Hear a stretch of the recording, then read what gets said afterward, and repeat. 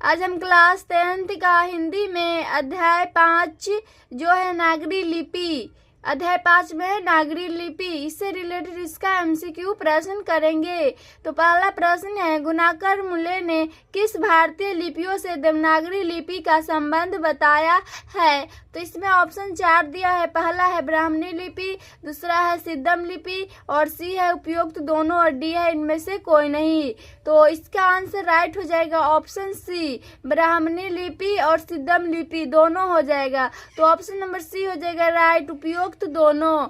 Question 2 है, उत्तर भारत की नागरी लिपि को हम किस नाम से जानते हैं? तो इसमें भी 4 ऑप्शन दिया है, जो है देवनागरी लिपि पहला, बी है ब्राह्मणी लिपि, सी है सिद्धम लिपि, डी है इनमें से कोई नहीं। तो इसका हो जाएगा ऑप्शन नंबर ए हो जाएगा राइट, देवनागरी लिपि। उत्तर भारत की नागरी लिपि को हम देवनागरी लिपि के नाम से जानते हैं। तो इसका ऑप्शन नंबर ए हो जाएगा राइट।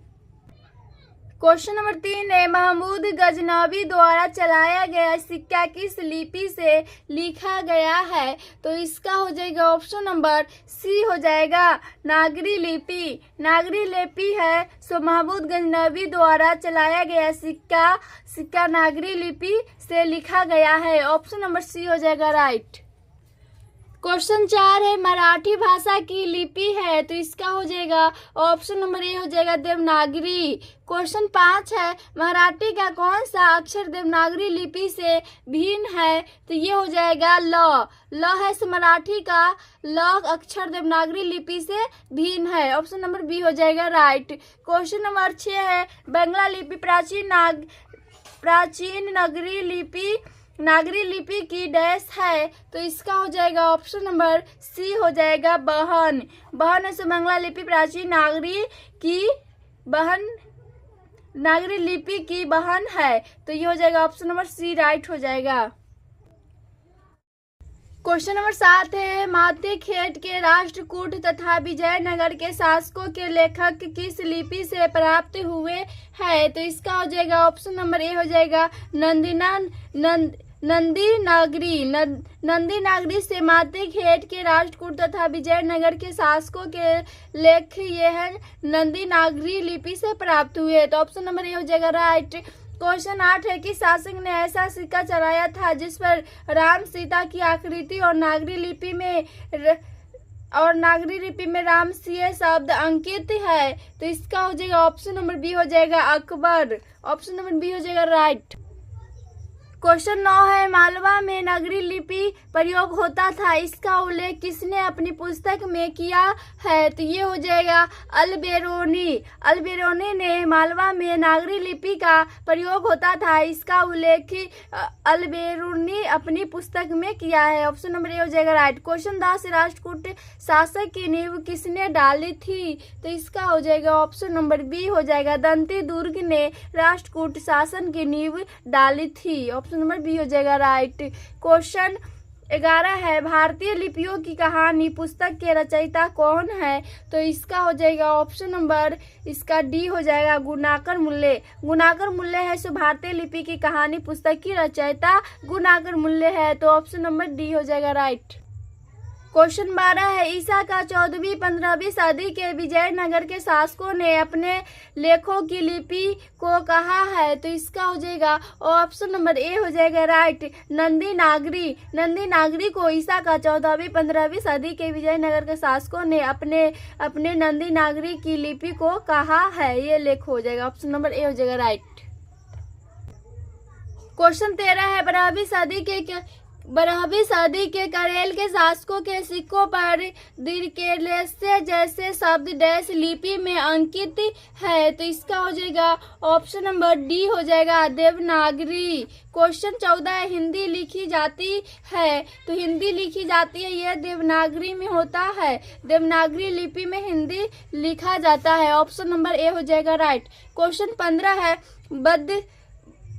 15 है, बतमदान पत्र किस समय का है? तो इसका हो जाएगा ऑप्शन नंबर बी हो जाएगा 1020 ईस्वी। क्वेश्चन 16 है, नागरी लिपि के आरंभिक लेख हमें कहाँ से मिले हैं? तो इसका हो जाएगा ऑप्शन नंबर सी हो जाएगा दक्षिणी भारत से। क्वेश्चन 17 भारत इतिहास और संस्कृति नामक पुस्तक किनकी रचना है? तो इसका हो जाएगा ऑप्शन नंबर इसका ए हो जाएगा गुणाकर मूल्य है। भारत इतिहास और संस्कृति नामक पुस्तक गुणाकर मूल्य की रचना है। ऑप्शन नंबर ए हो जाएगा राइट। क्वेश्चन 18 सूर्य नामक पुस्तक किनकी रचना है? तो सूर्य नामक पुस्तक किनकी रचना है? तो ये इसका हो जाएगा गुणाकर मूल्य है सूर्य नामक पुस्तक की रचना। ऑप्शन नंबर सी हो जाएगा राइट। क्वेश्चन 19 है किस शासक का लेख नंदी नागरी में है? तो ये हो जाएगा ऑप्शन नंबर डी हो जाएगा, ये सभी हो जाएगा। पहला है मेवाड़ के गुहिल, दूसरा है बी है सांबर अजमेर के, सी ऑप्शन है कौनेज के गहरवाल। तो इसका ऑप्शन नंबर डी हो जाएगा सभी। क्वेश्चन 20 है देवनागरी लिपि में कौन भाषा नहीं लिखी जाती है? तो इसका हो जाएगा ऑप्शन नंबर सी हो जाएगा तमिल है। सो देवनागरी लिपि में भाषा नहीं लिखा जाता है तमिल। ऑप्शन नंबर सी हो जाएगा राइट। क्वेश्चन 21 है हिंदी के आदि कवि कौन है? तो हिंदी के आदि कवि हो जाएगा सरहपाद है हिंदी के आदि कवि। क्वेश्चन 22 है अमोघ वर्ष कौन था? इसमें पूछ रहा है अमोघ वर्ष कौन था? तो इसका हो जाएगा ऑप्शन नंबर बी राष्ट्रकूट राजा था अमोघ वर्ष। क्वेश्चन 23 है मिहिर भोज के ग्वालियर प्रसिद्ध किस भाषा में है? तो इसका हो जाएगा ऑप्शन नंबर बी हो जाएगा संस्कृत है। से मिहिर भोज के ग्वालियर प्रसिद्ध संस्कृत भाषा में है। ऑप्शन नंबर बी हो जाएगा राइट। क्वेश्चन 24 है देवनागरी लिपि में मुद्रण के टाइप कब बने? तो ये हो जाएगा इसका ऑप्शन नंबर ए हो जाएगा राइट। 2 सदी पहले देवनागरी लिपि में मुद्रण के टाइप बने थे। तो ऑप्शन नंबर ए हो जाएगा राइट। क्वेश्चन 25 है बेतमा कहाँ है? तो ये हो जाएगा इसका ऑप्शन नंबर इसका सी हो जाएगा इंदौर के पास है बेतमा। क्वेश्चन 26 है दक्षिण भारत में किस राजा के पलियम ताम्रपत्र मिले हैं? तो इसका हो जाएगा ऑप्शन नंबर बी हो जाएगा राजा वर्गुण दक्षिण के भारत के राज वर्गुण राजा के पलियम ताम्रपत्र में मिले हैं। क्वेश्चन 27 है नागरी लिपि निबंध किस पुस्तक से लिया गया है? तो इसका हो जाएगा ऑप्शन नंबर सी हो जाएगा भारतीय लिपियों की कहानी से नागरी लिपि निबंध पुस्तक से लिया गया है। क्वेश्चन 28 आरंभिक हिंदी का साहित्य कब से मिलने लग जाता है? तो इसका हो जाएगा ऑप्शन नंबर ए हो जाएगा 8वीं से 9वीं सदी से। ऑप्शन नंबर ए हो जाएगा राइट। क्वेश्चन 29 है सिद्धम क्या है? तो क्वेश्चन है सिद्धम क्या है? तो इसका हो जाएगा एक प्रकार की लिपि है। सिद्धम है एक प्रकार की लिपि। ऑप्शन नंबर डी हो जाएगा राइट। क्वेश्चन 30 है नेवारी भाषाएं किस लिपि में लिखी जाती है? तो ये हो जाएगा देवनागरी लिपि में नेवारी भाषाएं लिखी जाती है देवनागरी लिपि में। ऑप्शन नंबर ए हो जाएगा राइट। क्वेश्चन 31 है श्रवण बेलगोला स्थान का संबंध है? तो इसका हो जाएगा ऑप्शन नंबर ए हो जाएगा। तो इसका ऑप्शन नंबर ए हो जाएगा जैन धर्म